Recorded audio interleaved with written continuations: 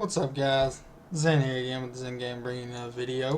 Today we're going to be going over Enhancement Shaman PvP.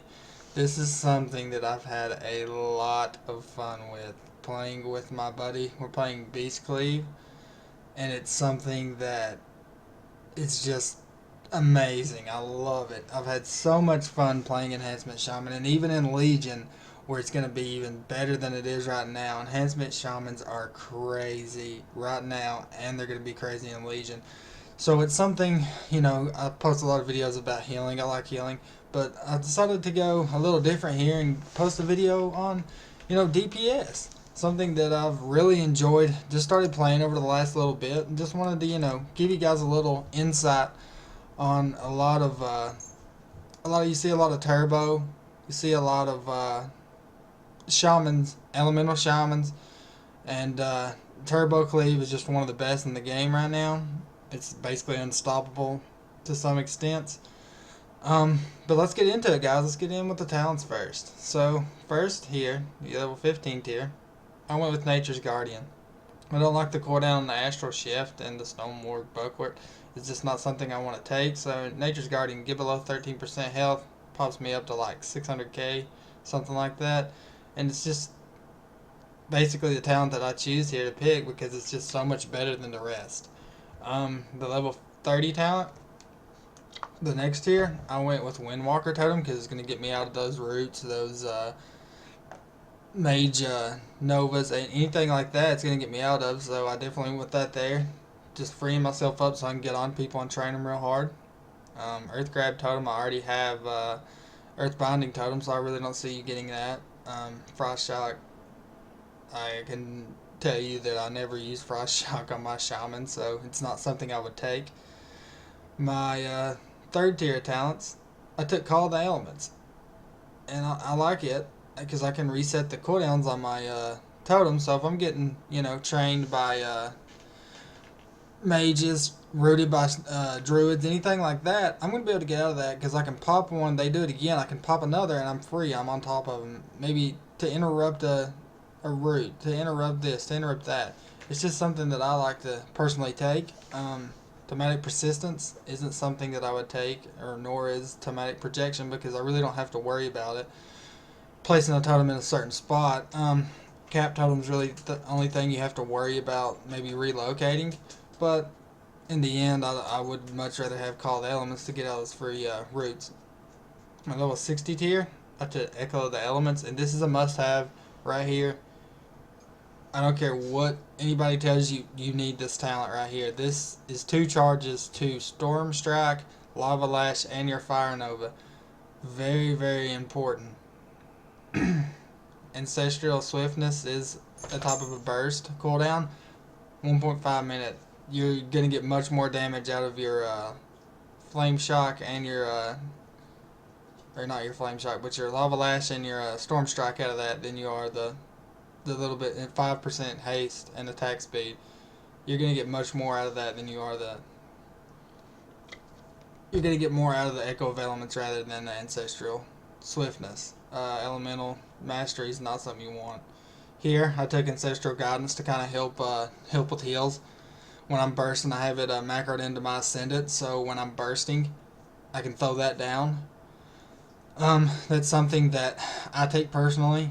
Really, it's up to your healer, but I would much rather have that than rushing streams or conductivity there. And like I said, it's preference. If your healer's having trouble, Ancestral Guidance, pop it. The other day we were doing threes. I popped it. I was able to heal myself up while my healer was getting CC'd. Something to think about. Your level 90 is going to be Unleashed Fury, hands down. It's increasing the damage from your lightning bolt by 30%, which is going to be awesome, seeing that you have the Maelstrom weapons, which later on I'll explain into my purging glyph. My last tier of talents is going to be Elemental Fusion. A lot of people take Liquid Magma for the burst. Personally, totems in my opinion are way too easy to kill. If I'm going against maybe a warrior or something like that, I'll pop Liquid Magma for the burst. But hands down, Elemental Fusion here. My glyphs, I got Glyph the Frostburn weapon. Slows my target easily. A must-have talent there. The Glyph of Lightning Shield. I take 10% less damage. I mean, Lightning Shield's really, it does a little bit of damage back to the target, but this helps me stay alive. Because as a shaman, you're only going to have really one defensive, which is Sham Rage. I mean, you can pop your wolves, which I do use defensively. But other than that, stay with the lightning shield here because you need the 10% less damage. Plus, with your trinket stacking, that's shit. What, 30% less damage? No, 20% less, 25% less damage there.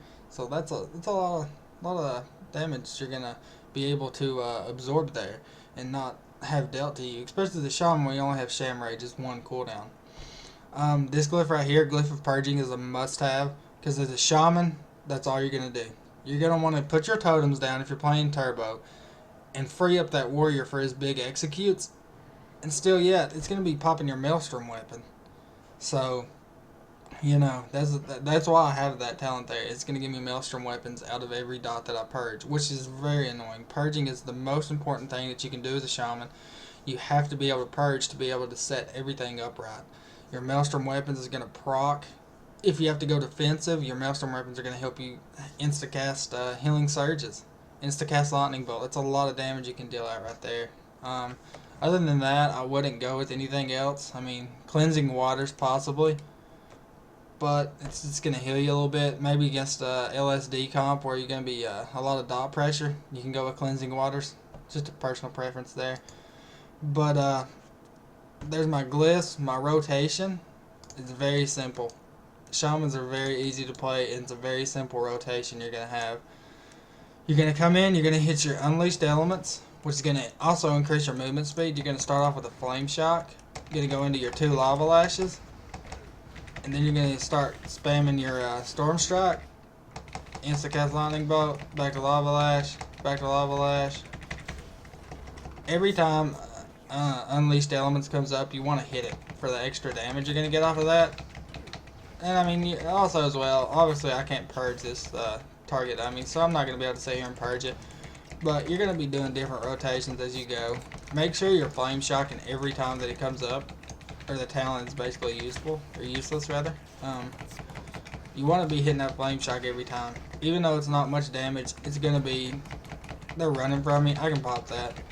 I mean, you can see right here, I'm just, doing a lot of damage right now. Boom, boom. Instacast, boom. Throwing my fire nobles up every once in a while. Boom, boom, boom. That's a lot of things out there.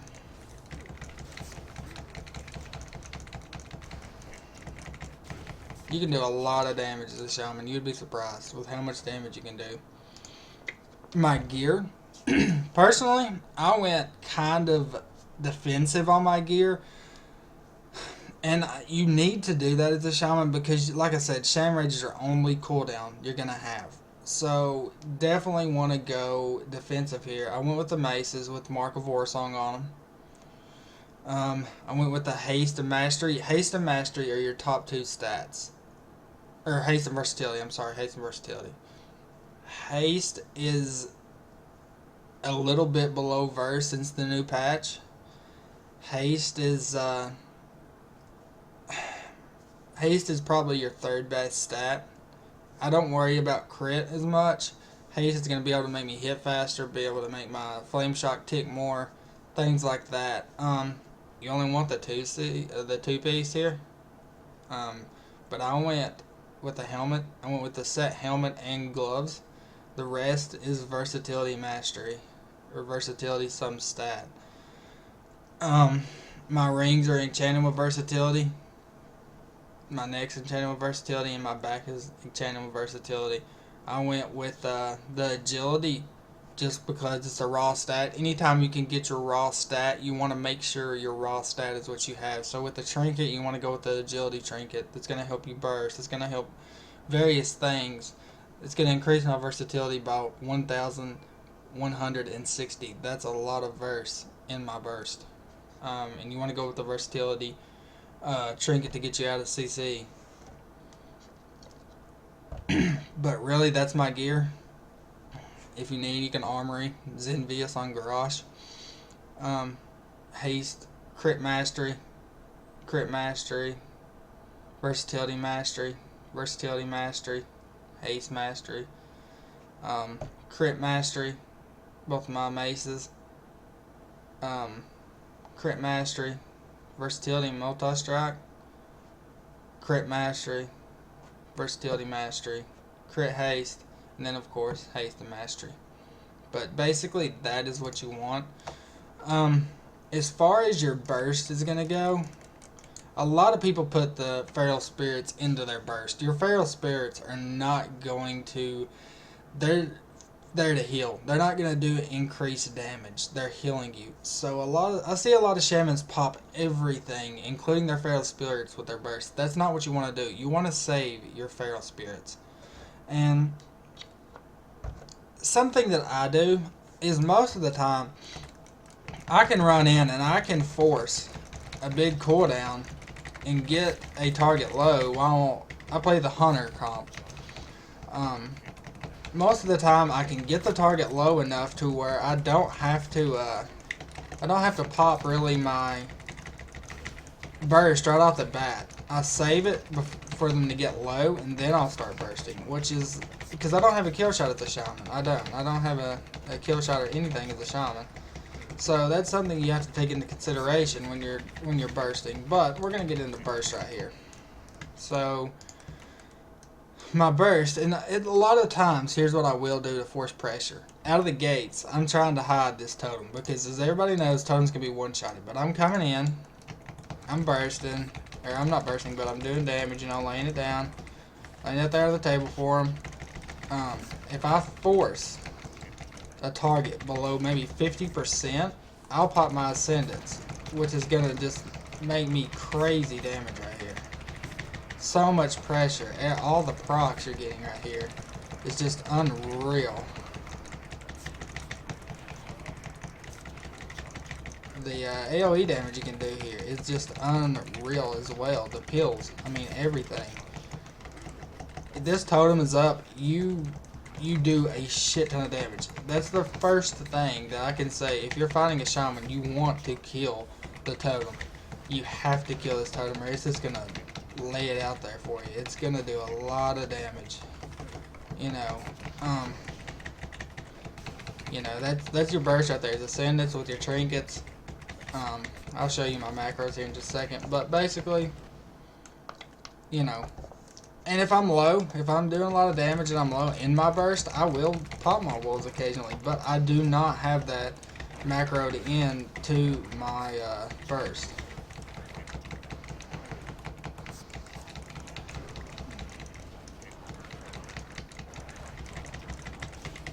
That's something else you have to take into consideration when you're bursting. You don't want to have those wolves up unless you're getting peeled and trained really hard. Another useful tactic that you can use, of course you have your Windwalker totem, which is going to get you out of roots, but your Spirit Walk removes impairing effects and increases your movement speed by 60% for 15 seconds. That is crazy. You could be right on top of a druid or something like that. But when you're first engaging, of course you're going to have your Fire Elemental totem out. But you want to have Windwalking totem, you want to have your Earthbind totem, and you want to have your Trimmer totem down. And then I'll run in and I'll throw my Cap totem down if I'm getting a lot of pressure. Healing Stream down to help heal, things like that. Really, most of the time they're going to die. A lot of times I like to save my my Trimmer and my grounding for like a Chaos Bolt, or I know a Mage is bursting, I can throw that down and it may help a little bit. Chaos Bolts, obviously that's gonna eat up a Chaos Bolt. So there's one Chaos Bolt in Burning Ember that they've lost because I threw down that totem. Here we go with macros. I have here's my macro. It's going to be Cast Ascendant, my Trinket, my Ancestral Guidance, and my Blood Fury because I'm an Orc. So I have that little extra damage. Um, Ancestral Guidance is in there for burst healing, or not burst healing, but bursting and helping my healer out. Um, Most of the healers like that. Talk with your healer. Maybe it's situational, but I like to use it during my burst because it helps me and it helps the rest of my people I'm playing with. So it's definitely something you want to consider putting in there. But other than that, that's the only macro I have on my shaman. You guys know if you watch my other videos, I really don't like macros that much. My monk is my other person I don't have a lot of macros on. My resto shaman was the only other character that I did have macros on besides my focus wind shears and such. But other than that, I mean, it's pretty simple. You want to make sure you're purging a lot and throwing down your totems. You want to have a searing totem up as soon as your fire elemental goes down. You want to have your windwalker totem up. Earthbind so you can slow them. Grounding totem situational. Chaos bolts. Demon bolts, big damage like that. You want to throw that down. Your Tremor totem is going to get you out of fear, so you're going to be able to help your other DPS, your healer out of that a lot. Your Cap totem is obviously going to stun. Your Magma totem is going to lay out a little bit of peel damage, and obviously the Healing Stream totem. But you want to make sure you're hexing. I know hex is a 45-second cooldown, but you know, if you don't have a lot of CC, which I don't have a lot of CC in Beast Cleave unless we have a Druid healer. We have a trap and my hex and a fear with a priest, a hodge with a paladin or something like that. But other than that, I want to make sure I'm hexing a lot. But other than that, guys, add-ons. You know, I go over it every time. But I have last second lose control, Omnibar, which really isn't really effective for a shaman. You don't really need to see when you can cast or when you can't unless you're healing there at the last second. Then it's nice to have. But you gotta have Gladius. You know, see CC cooldowns, things like that when they're on DR and stuff like that. But that's about it, guys. You know, thank you for watching. Like, share, comment. Always let me know how I'm doing. I appreciate it, guys. Thank you.